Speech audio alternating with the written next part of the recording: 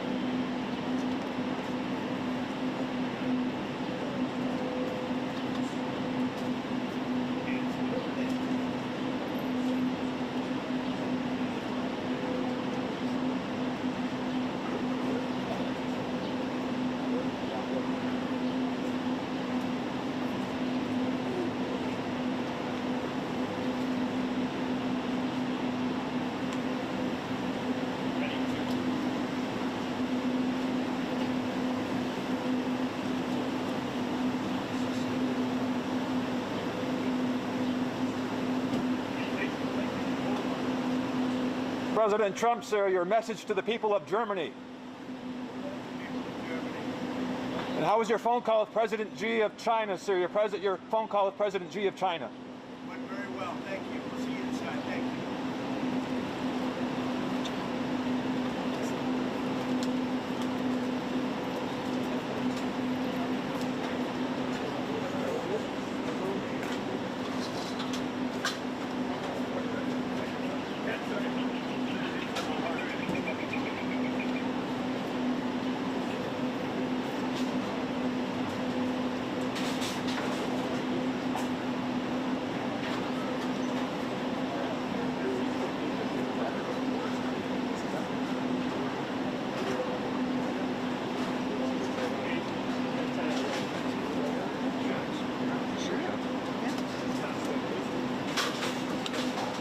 Okay.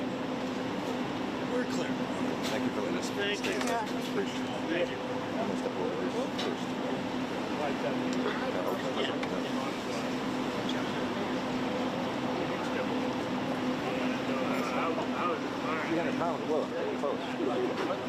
You can definitely go. You need some help? You got it. You got it. Okay. I'll just wait for the. I guess we can go. They're letting people walk here. I'm just. Yeah.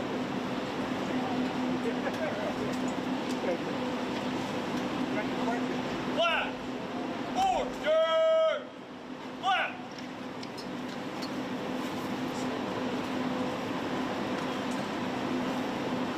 Flat! Port! Flat!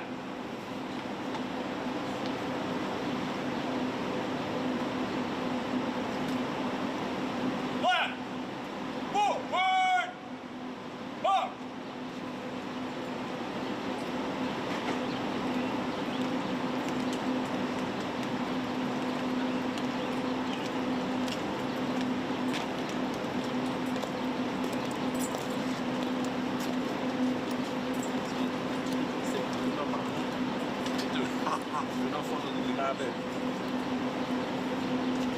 Ceremonial.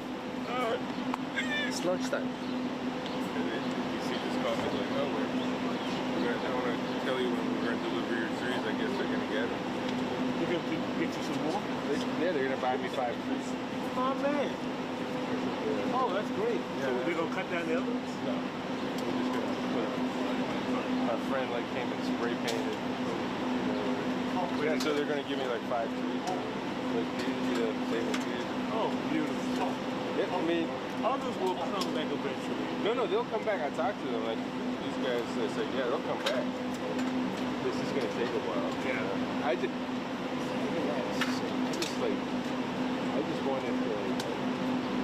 wanted something, it's all mental. It's just like I can't let him get away with it. No, man, I understand.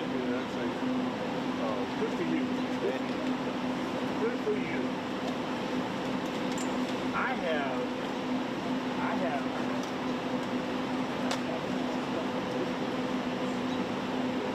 oh, so remember those balls that they used to get out back in there? I remember that.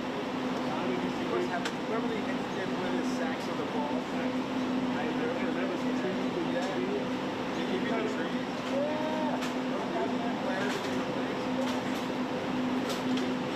The ones The guy here. The guy who used to be the tree guy. Yeah. Yeah, he's doing it.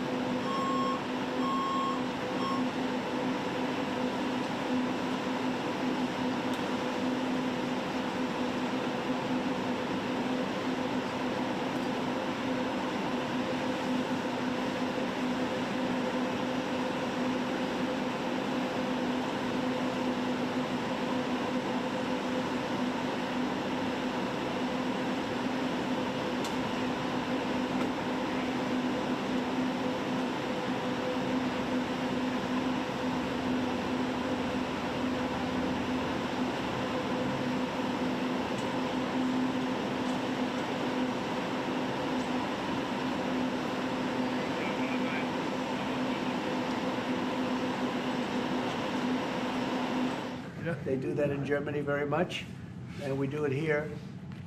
We're having a very good run. I also had a great election, a great win, won everything. Won the popular vote, all 7 swing states, which is a big deal. It's pretty unusual to do that. And we have a great mandate from the people, and part of our mandate is we're going to have a great relationship with your country. So I just want to thank you very much for being here, and if you'd like to say a few words. Absolutely. So, thank you, first of all, Mr. President, for your kind invitation to come to Washington, D.C. I was in this building first time ever in 1982, I told you, when former President Ronald Reagan was in office. So I'm very happy to be here again and to offer our close cooperation with the United States of America. We are having so much in common, our history. We owe the Americans a lot. We will never forget about that. And so with your German provenance, I think this is a very good basis for close cooperation between America and Germany. So again, thank you. Thank you for the hospitality, and thank you for having your guest house for a night. This is a great place. Great place. Many thanks for that. I really enjoyed it. Thank you. It's a wonderful place. It's a landmark also. And Blair House, it's a nice place to stay. Yeah. Good. Thank you very much for saying that. Would you have any questions, please? Mr. President, on your new travel ban, why now? And if the Boulder attack was part of your reasoning, why not include Egypt on that list where the suspect is from? Well, because Egypt has been a country that we deal with very closely. They have things under control. The countries that we have don't have things under control. And why now? I can say that it can't come soon enough, frankly. We want to keep bad people out of our country. The Biden administration allowed some horrendous people, and we're getting them out one by one, and we're not stopping until we get them out. We have thousands of murderers. I even hate to say this in front of the Chancellor. Of course, you have a little problem too with some of the people that were allowed into your country. It's not your fault. It's not your fault. It shouldn't have happened. I told her it shouldn't have happened what she did, but you have your own difficulty with that, and we do, and we're moving them out, and we're moving them out very strongly. But it can't come fast enough. We want to get them out. We want to get them out now. We don't want to have other bad people coming into our country. But using the word bad, I'm being nice. Okay, the Democrats say it's a distraction, President. You put out on Truth Social a post regarding your conversation with President Xi. Right. Can you talk about whether or not you feel that trade talks, trade relations are back on track after appearing to be a little bit off track last week?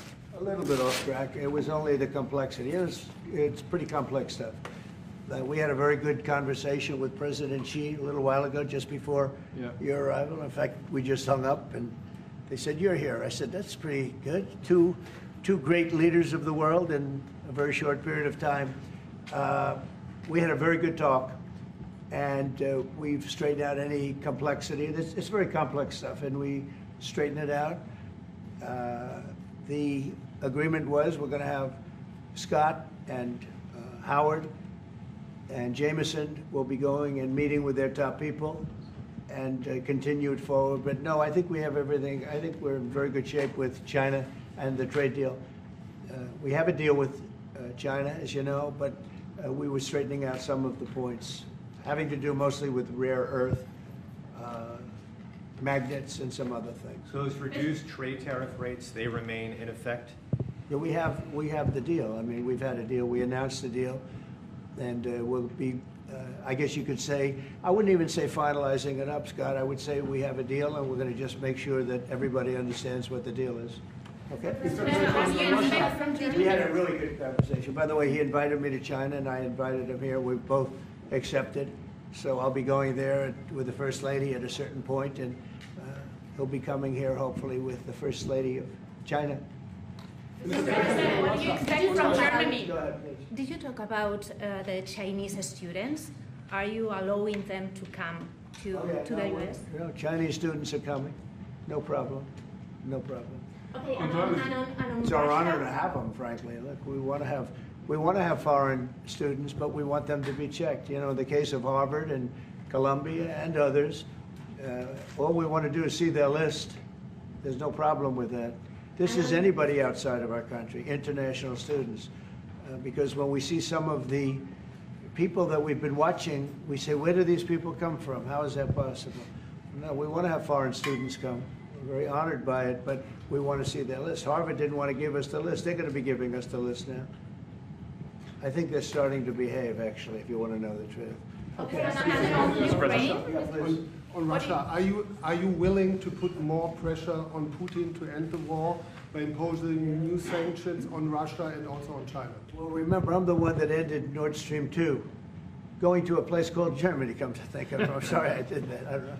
But I ended Nord Stream 2. Nobody else did. And then when Biden came in, he immediately approved it. That's the largest, essentially the largest pipeline in the world, going to Germany and other countries. And by the way, we have so much oil and gas, you will not be able to buy it all. I mean, you literally, we have so much, and I hope we're going to make that a part of our trade deal because we have more than anybody else. We have actually the most by far in the world, probably double what anyone else has. So we'll work on that. I'm sure that's something we'll discuss today. Mr. President, what do you expect from Germany and what do you expect from the Chancellor? Well, first of all, I'm glad to meet because I've been dealing with the Chancellor, and he's a very good man to deal with. He's difficult, I would say. Can I say that? It's a positive. Go ahead. You wouldn't want me to say you're easy, right? No. Yeah, he's a very great representative of Germany. I think all we want is just going to have a good relationship. The rest will just sort of follow very easily. We'll have a good trade deal. I mean, I guess that will be mostly determined by the European Union, but you're a very big part of that, so you'll be involved. But we'll end up hopefully with a trade deal or we'll do something, you know, we'll do the tariffs. I mean, I'm okay with the tariffs or we make a deal with the trade, and I guess that's what we're discussing now. Mr. President, back there, please, go ahead. Mr. President? Okay. Is Germany doing enough on defense, Mr. President? Is Germany doing enough on defense? What? Defense spending. is Germany doing enough on defense? The Chancellor wants to... Is Germany doing enough on Chancellor wants to defense? spend 3.5. Well, I don't know. I mean, I haven't discussed it very much. I know that you're spending more money on defense now, and quite a bit more money, and that's a positive thing. I'm not sure that General MacArthur would have said it's positive, you know. He wouldn't like it, but I sort of think it's good. You understand what I mean by that? Absolutely, I understand. He made a statement, never let Germany rearm. And I said, I always think about that when he says, sir, we're spending more money on defense. I say, oh, is that a good thing or a bad thing? I think it's a good thing. But, you know, at least to a certain point. There'll be a point when I'll see, please don't arm anymore if you don't mind. We'll be watching him. I'm kidding. Mr. President. Question on Biden, Mr. President. Yeah, Biden, you said Biden. Your predecessor dismissed your auto pen investigation. He said he made all the decisions during his presidency. I'm curious your reaction to his dismissal. Well, look, the auto pen, I think, is the big scandal outside of the rigged election of 2020. I think the biggest scandal of the last many years is the auto pen. And who's using it? I happen to think I know, okay, because I'm here. And I'm not a big auto pen person, fortunately. I'm glad. I'm very glad. It's an easy way out. But it's a very bad thing, very dangerous. You know, I sign important documents. Usually when they put documents in front of you, they're important. Even if you're signing ambassadorships and I consider that important. I think it's inappropriate. You have somebody that's devoting 4 years of their life or more to being an ambassador. I think you really deserve, that person deserves to get a real signature, not an auto pen signature. And I can tell auto pen easily. I can look at it. Like two little pinholes from pulling the paper, right? You always see the pinholes. It's real easy to tell about auto pen. I think it's very disrespectful to people when they get an auto pen signature. Outside, auto pen to me are used when thousands of letters come in from young people all over the country and you want to get them back. And, you know, people use auto pens for that, to send a little signature at the bottom of a letter. We have thousands of them. We get thousands of letters a week. And it's not possible to, you know, do. I'd like to do it myself, but you can't do it. To me, that's where auto pens start and stop. But I'm sure that he didn't know many of the things. Look, he was never for open borders. He was never for transgender for everybody. He was never for men playing in women's sports. I mean, he changed, I mean, all of these things that changed so radically. I don't think he had any idea that what was, frankly, I said it during the debate and I say it now, he didn't have much of an idea what was going on. Mr. President, You shouldn't be, I mean, essentially, whoever used the auto pen was the president. And that is wrong, it's illegal, it's so bad, and it's so disrespectful to our country. Mr. President. Mr. President, will you lead your troops in Germany? And if I may ask a question to the Chancellor to answer in German for the German audience, how has your first encounter been? The answer is yes. We'll talk about that. But if they'd like to have them there, yeah, So we have a lot of them, about 45,000. It's a lot of troops. It's a city when you think of it. That's good economic development. They're highly paid troops, and they spend a lot of money in Germany. But the relationship with Germany is very important. Yeah, we'll be doing that. No problem. May I say a few words in German to Yes, the German please. public? So, danke für die Frage. Wir sind hier im Weißen Haus und ich bedanke mich beim Präsidenten für den sehr freundlichen Empfang im Oval Office in diesem weltweit bekannten Raum. Ich freue mich sehr, hier zu sein und wir bereiten eine Vertiefung unserer Zusammenarbeit vor. Ich freue mich sehr darüber. Mr. President, you've made Mr. President, Do you speak English because you speak such good English? Is it as good as your German, would you say? Do you feel, do you feel it's not more my mother comfortable? tongue. No, it's not my mother tongue, but I try to understand almost everything and Yeah, very good. to speak as good as I can. Very good. You know, it's, Mr. President, you've made it's an achievement, actually. Mr. President, the can I follow up on the criticism that auto I've pen? seen thank you, Mr. President. The criticism that I've seen, and I'm sure you've seen, regarding Elon Musk and your big, beautiful bill. What's your reaction to that? Do you think it in any way hurts passage in the Senate, which, of course, what is you're seeking? Well, look, you know, I've always liked Elon, and it's always very surprised. You saw the words he had for me, the words of, and he hasn't said anything about me that's bad. I'd rather have him criticize me than the bill, because the bill is incredible. It's the biggest cut in the history of our country. We've never cut. It's about 1.6 trillion in cuts. It's the biggest tax cut. You would say, people's taxes will go way down, but it's the biggest tax cut in history. It's we are doing things in that bill that are unbelievable. And when you look at what we're doing for small businesses, for people, for middle-income people, all of the things that we're doing, nobody's ever seen anything like it. And, you know, Elon's upset because we took the EV mandate, and, you know, which was a lot of money for electric vehicles. And, you know, they're having a hard time, the electric vehicles. And they want us to pay billions of dollars in subsidy. And, you know, Elon knew this from the beginning. He knew it for a long time ago. That's been in there. That's been, I would say, JD, that hasn't changed. That's been right from the beginning, I think, Mr. Secretary, that hasn't changed at all, right from the beginning. But I know that disturbed him. He wanted, and rightfully, you know, he recommended somebody from, that he, I guess, knew very well. I'm sure he respected him, but to run NASA, and I didn't think it was appropriate. And he happened to be a Democrat, like totally Democrat. And I say, you know, look, we won. We get certain privileges, and one of the privileges, we don't have to appoint a Democrat. NASA is very important. We have great people. General Kane is going to be picking somebody with our, we'll be checking him out, seeing, but he wanted that person, a certain person, and we said no. And, you know, I can understand why he's upset. Remember, he was here for a long time. You saw a man who was very happy when he stood behind the Oval desk, and even with the black eye, I said, you want a little makeup? We'll get you a little makeup. But he said, no, I don't think so, which is interesting and very nice. He wants to be who he is, so you could make that statement too, I guess. Look, Elon and I had a great relationship.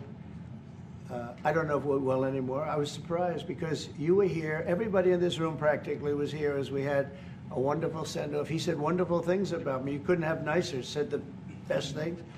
He's worn the hat. Trump was right about everything. And I am right about the great, big, beautiful bill. We call it a great, big, beautiful bill because that's what it is. And again, biggest tax cuts in history, biggest economic development moves anywhere. We've never done anything like it. Business is spurred. And I don't know if you've seen the numbers, but the numbers came out. Even the CBO, which is run by Democrats, said that we're going to be doing, you know, I'd like you to discuss it, the 2.8 trillion, that CBO. This is a group of people that are Democrats. they're very hostile to us. They just came out with phenomenal numbers, what it does. You want to mention that, Scott? Yes, sir. So what we've seen is we keep hearing from the CBO that there's going to be a large deficit from the bill, which we disagree with, but using the CBO scoring, they came out and scored the tariff revenue. We think it'll be the minimum of $2.8 trillion over the 10-year window, which actually puts the bill in surplus if you include the tariff revenue, which they won't do. It gives you a tremendous surplus, but we're not allowed to use that. For some reason, they say scoring. Nobody knows what scoring means. Maybe a couple of people, but nobody. Somebody sits in the background, they say, well, we're not going to allow that. They're not allowing other things that we have that are tremendously profitable for our country. But if you saw the other day, CNBC, they came out with numbers, and the people on the show, very good people, I've watched them for a long time, they couldn't believe the numbers, how good they are. The numbers were incredible, and that was personal income and also very low inflation. We have very low inflation. We're down to 2% now, and maybe even lower than that. And when I took it over, it was a mess. Remember, we had the worst inflation probably in the history of our country. They say 48 years, but let's say I think it's worse than that. So we had the worst inflation in the history of our country under the Biden administration. Now we're down to a beautiful number, 2%.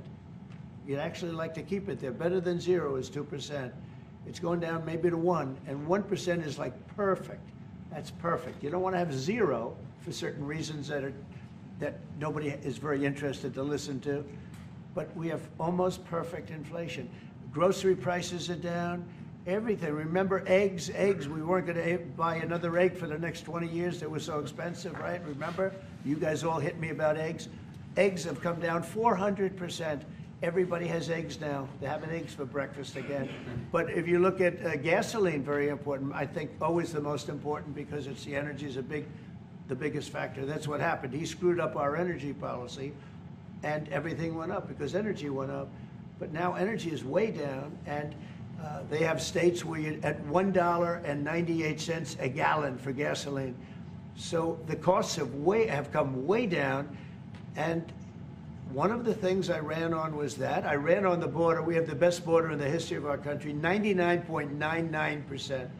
It was last week, 3 people came in, 2 of them for medical reasons. We let them in because one of them had a heart attack. I think it was a nice thing to do, and one of them had something else. So we've never had, I had very good numbers for 4 years, but we really topped it. And I want to thank Christie and Tom Homan. They've done a fantastic job, but nobody mentions that anymore. Remember, a few months ago, the border was a total disaster. People were coming in by the hundreds of thousands of people a day, a week, a month. I mean, we had a month, 2 million people came in 1 month. The border was being overrun, and a lot of bad people, criminals, murderers, drug dealers. We had some of the worst people in the world coming in from all over the world. It's totally closed. And you know what? People are coming into our country, but they're coming in legally. So we've done a great job. Elon knew that. Elon endorsed me very strongly. He actually went up in campaign for me. I think I would have won. Susie would say I would have won Pennsylvania easily anyway, even if the governor ran, the real governor, not the governor from Minnesota, he's a sick puppy, that guy. That poor guy, I feel sorry for him. But they made a bad choice with him. But if you pick Shapiro or anybody else, I spoke to him recently about his house being set on fire, which was terrible. But if they picked him, I would have won Pennsylvania. I won it by a lot. But I'm very disappointed because Elon knew the inner workings of this bill better than almost anybody sitting here, better than you people. He knew everything about it. He had no problem with it. All of a sudden he had a problem. And he only developed the problem when he found out that we're going to have to cut the EV mandate because that's billions and billions of dollars. And it really is unfair. We want to have cars of all types. Electric, we want to have electric, but we want to have a gasoline, combustion. We want to have different. We want to have hybrids. We want to have we want to be able to sell everything. And when that was cut, and Congress wanted to cut it, he became a little bit different. And I can understand that. But he knew every aspect of this bill. He knew it better than almost anybody. And he never had a problem until right after he left. And if you saw the statements he made about me, which I'm sure you can get very easily, it's very fresh on tape. He said the most beautiful things about me. And he hasn't said bad about me personally, but I'm sure that'll be next. But I'm very disappointed in Elon. I've helped Elon a lot. To that end, Mr. President, did he, I just want to clarify, did he raise any of these concerns with you privately before he raised them publicly? And this is the guy you put in charge of cutting spending. Should people not take him seriously about spending now? Are you saying this is all sour grapes? No, he worked hard and he did a good job. And I'll be honest, I think he misses the place. I think he got out there and all of a sudden he wasn't in this beautiful Oval Office, and he's got nice offices too. But there's something about this one. I was telling the Chancellor, this is where it is. People come in here, even from Germany. They come in and they walk into the Oval Office, and it's just a special place. It's, you know, World War I, it started and it ended here, and World War II, and so many other things. Everything big comes right from this beautiful space. It's now much more beautiful than it was 6 months ago. A lot of good things are happening in this room. And I'll tell you, he's not the first. People leave my administration and they love us. And then at some point they miss it so badly, and some of them embrace it and some of them actually become hostile. I don't know what it is. It's sort of Trump derangement syndrome, I guess they call it, but we have it with others too. They leave and they wake up in the morning and the glamour's gone, the whole world is different, and they become hostile. I don't know what it is. Someday you'll write a book about it and you'll let us know. Yeah. Mr. President, speaking of ending wars in this room, you were very critical of Vladimir Putin a couple of days ago. What kind of play is he playing from your perspective? What are his... Well, look, he got hit. He's been doing hitting, so I understand it. But he got hit hard, and I don't think he's playing games. I think I've always said he wanted the whole thing. I thought he wanted the entire, everything having to do with Ukraine. That's something that would have never happened if I were president. The election was rigged. I didn't get to be president, but I got to be president now.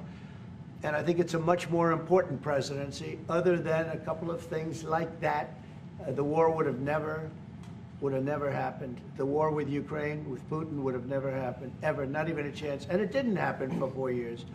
And it wasn't thought of. I used to talk to him about Ukraine a lot. It was the apple of his eye, but he would have never done what he did. And I think mistakes were made by him, but I think mistakes were made by other people. The president should have never allowed that war. Biden should have never allowed that war to happen. If you had the right guy in here, that war would have never happened. Israel would have never happened with Hamas. That would have never happened. The attack on Israel would have never happened because Iran was broke. They had no money. They had no money to give to Hamas or Hezbollah or anybody else. And all of that would have never happened. Inflation wouldn't have happened. It was caused mostly by energy. And the Biden administration messed up my great energy policy. We were down into the 190 a gallon, and it would have never happened. It was caused by energy and their bad spending on the Green New Scam and other things that they spent on. But all of those things would have never happened. But maybe most importantly, the war, Chancellor, with Russia would never have happened with Ukraine. It was something that would have, you know, I dealt with Putin a lot. There was no chance, zero. And you know, a lot of people say, how do you know? For 4 years it didn't happen. There was never a chance of it happening. And he understood the consequences. Now, it's a shame. And when you see all of those people, they came out with a report today that millions of people have died, much more than people thought. And I've been saying that for a long time. The amount of death in that war is far greater than the news has been reporting, or than, frankly, that either side has been reporting. It's a very sad thing. And I can tell you, just speaking for the Chancellor, because we speak about it, he feels the same way. He wants to see it ended. Would you like to say something? Absolutely. And I'm here, Mr. President, to talk with you later on how we could contribute to that goal. And we all are looking for measures and for instruments to bring this terrible war to an end.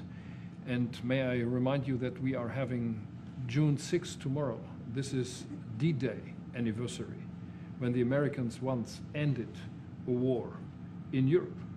And I think this is in your hand in specific, in ours. That was not a pleasant day for you? No, that was not a pleasant. This was not a great in the day. long run, Mr. President, this was the liberation of my country from Nazi dictatorship. That's true. So, That's true. And we know what we owe you. But this is the reason why I'm saying that America is again in a very strong position to do something on this war and ending this war. So let's talk about what we can do jointly, and we are ready to do what we can. And you know that we gave support to Ukraine, and that we are looking for more pressure on Russia. The European Union did, and we should talk about that. We will talk about it. And, Yeah. you know, it's good timing. The numbers for our country are through the roof, the economic numbers, because of the election and because of tariffs and other things, a lot of things.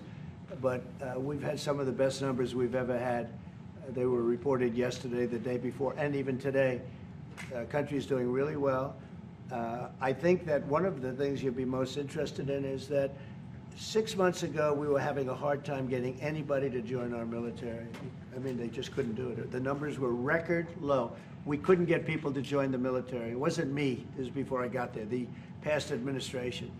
But 6 months ago, a year ago, the numbers were record low. You couldn't get them to join. That included the police. And you couldn't get them to join. Now, we just hit the highest number in the history of our country, we think, but very close, but the highest in the history of our country, recruitment, joining the Army, Navy, Air Force, Marines, Coast Guard, police forces all over the country. What did you do for that? What was the reason? Spirit. They love our country again. You know? You're going to do the same thing. Spirit. We have great spirit is back in our country, and it's very simple. And, you know, it was only, Susie, 6 months ago, right, that you got reports, you're the one that released them, that you couldn't get anybody to join the military, and now we're stocked. Every service now is packed, and we have waiting lists of people trying to get in, as good as we've ever had in the history of our country. So that's an honor. That's a great honor. Mr. President, on the war. You've asked. You've had enough. Go ahead, please. Mr. President, so would you consider to put more sanctions on Russia? Because this discussion is going on now for weeks and months, and you tweeted about it once, but then nothing happens. So Yeah, when I see the moment when we're not going to make a deal, when this thing won't stop, Is there a deadline if that for you? moment, yeah, it's in my brain, the deadline. When I see the moment where it's not going to stop, and I'm sure you're going to do the same thing, will be very, very, very tough. And it could be on both countries, to be honest. You know, it takes two to tango. But we're going to be very tough. Whether it's Russia or anybody else, we're going to be very tough. That's a bloodbath that's going on over there. And when I see the moment where I say, well, they're going to just keep fighting. You know, I gave the analogy yesterday when I spoke to President Putin. I had a 2-hour and 15-minute call with him. Sometimes, and this is me speaking maybe in a negative sense, but sometimes you see two young children fighting like crazy. They hate each other, and they're fighting in a park. And you try and pull them apart. They don't want to be pulled. Sometimes you're better off letting them fight for a while and then pulling them apart. And I gave that analogy to Putin yesterday. I said, President, maybe you're going to have to keep fighting and suffering a lot, because both sides are suffering, before you pull them apart, before they're able to be pulled apart. But it's a pretty known analogy. You have two kids, they fight. Sometimes you let them fight for a little while. You see it in hockey, you see it in sports. The referees let them go for a couple of seconds, let them go for a little while before you pull them apart. And maybe, and I said it, and maybe that's a negative because we're saying go, but a lot of bad blood. There's some bad blood between the two. I have to deal with it, and the Chancellor has to deal with it. It's incredible. The level of, there's a great hatred between those two men, but between the warring parties. Great hatred. When you say and believe, apparently, that there's no immediate peace. What? That there is no immediate peace. There will be no. Well, I can't. I'd love to have immediate if I could. But why If I could, but we don't have immediate. You know, it's like I'd love to have that. I'd like it to start. Right now, we would leave a room. If we knew the war could end, we'd say, forget about you guys, forget about trade, right? Yeah. We'd say, let's go settle it. There's some additional fighting that's going to go on. You know, he attacked, and they attacked pretty harshly. They went deep into Russia, and he actually told me, I mean, I made it very clear. He said, we have no choice but to attack based on that, and it's probably not going to be pretty. I don't like it. I said, don't do it. You shouldn't do it. You should stop it. But again, there's a lot of hatred. And, you know, I'm very proud of the fact that with India and Pakistan, I was able to stop that.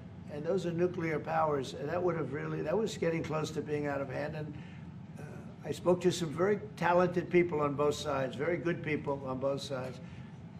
And I said, you know, we're dealing with you on trade, Pakistan and India, right now.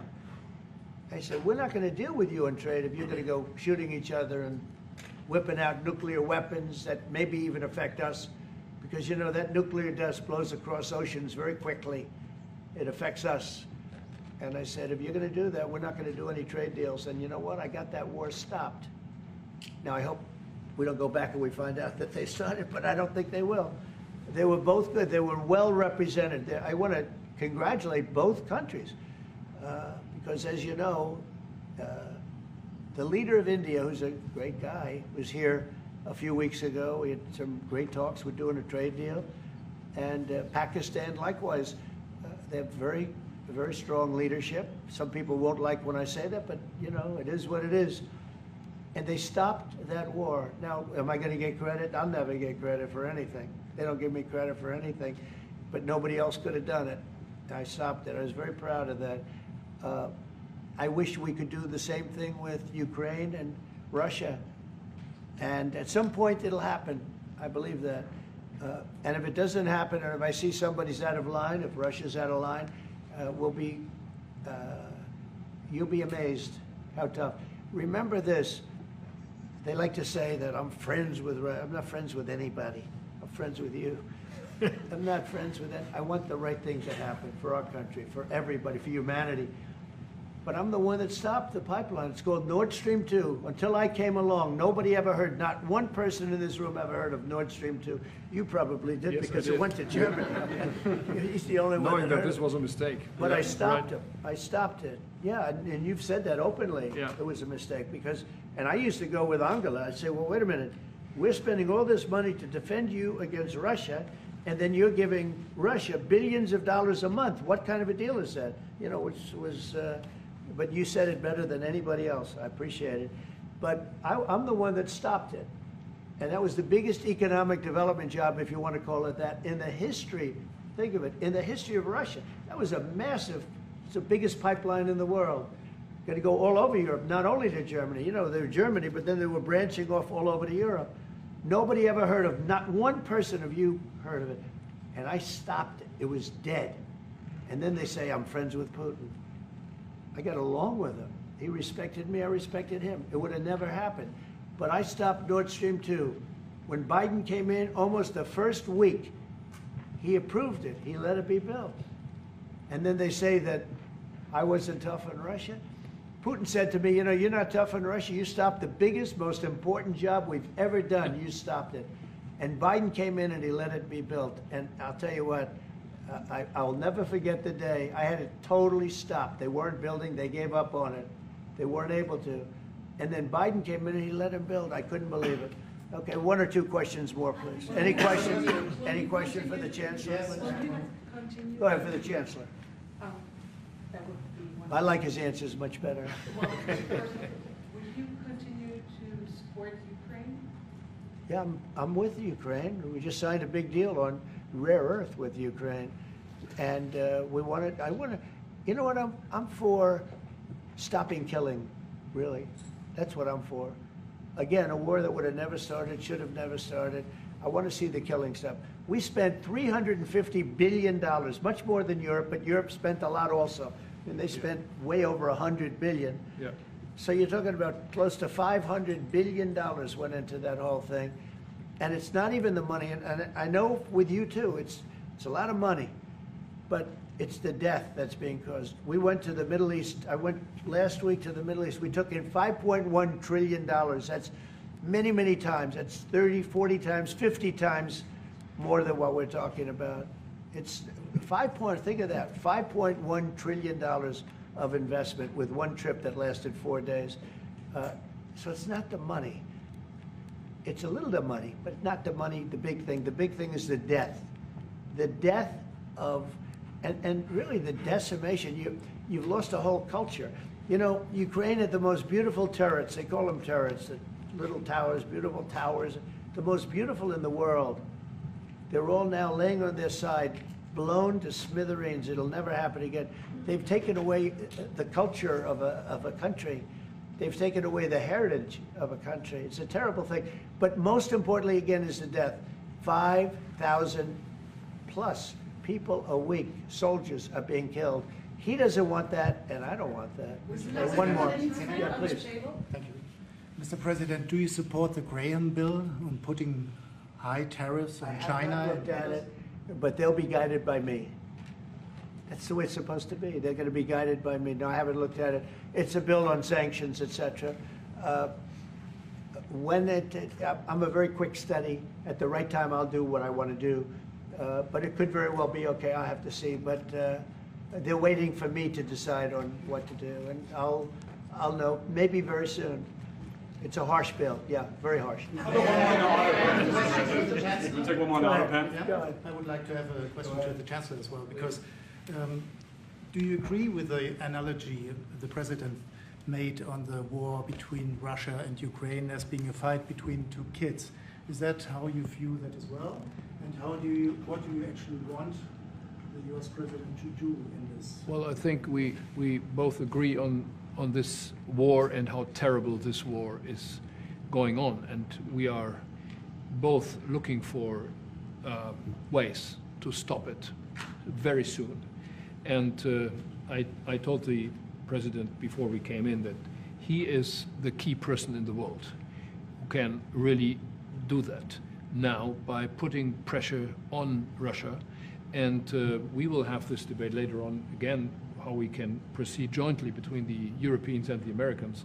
And I think we are having the duty to do something on that now to stop it after 3.5 years, which is really terrible. Look at the kids, the kids which were kidnapped from Ukraine to Russia. This is all terrible. And so we are talking about instruments, measures, what we can do. And my personal view is clear on that. We are on the side of Ukraine, and we are trying to get them stronger and stronger just to make Putin stop this war. And this is our approach. We get satellite pictures of the war field, yeah, and you don't even like to look at them, right? It's terrible. So it's really bodies, arms, heads, legs all over the place. You've never seen anything like it. It's so ridiculous. And this is only by Russian weapons against Ukraine.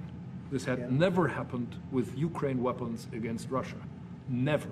Ukraine is only targeting military targets, not civilians, not private, not energy infrastructure. So this is the difference, and that's the reason why we are trying to do more on Russia, how to stop this war. Well, in this case, I'm talking about the battlefield, you know, the soldiers on soldiers. But you could also say that, too, with the cities. Yep. You know, the cities are Yep. being hit also. So it's a terrible, terrible thing. Somebody said autopen. Did I hear the word autopen? I'm just curious. Because I think it's the biggest scandal maybe in the last 100 years in this country. So when I hear that word, I think it has to be discussed, because the fake news will try and hide it, and we can't do that. Well, that's but go what I'm ahead. asking. Have you uncovered any evidence that anything specific was signed without President Biden's knowledge or by other people in the administration acting illegally? Well, I don't think Biden would know whether or not he signed it. I'm asking if you've uncovered any of that information. No, but I've uncovered, the human mind. I was in a debate with the human mind, and I didn't think he knew what the hell he was doing. So, it's just one of those things, one of those problems. We can't ever allow that to happen to our country. The danger our country was in, and I know some of the people that worked with him, radical left, horrible people. And I could give you the name of some of the people that used the autopen, because I'm here, and I ask questions about people that were here also. There are a lot of people that were here when that happened, and they're here right now. and they'll answer your question very accurately. But I know some of the people that use that auto pen, and those are not the people that had the same ideology as Joe Biden. These were radical left lunatics that used that, and they didn't get elected. He didn't get elected either, actually. Thank you very much, everybody. Thank you.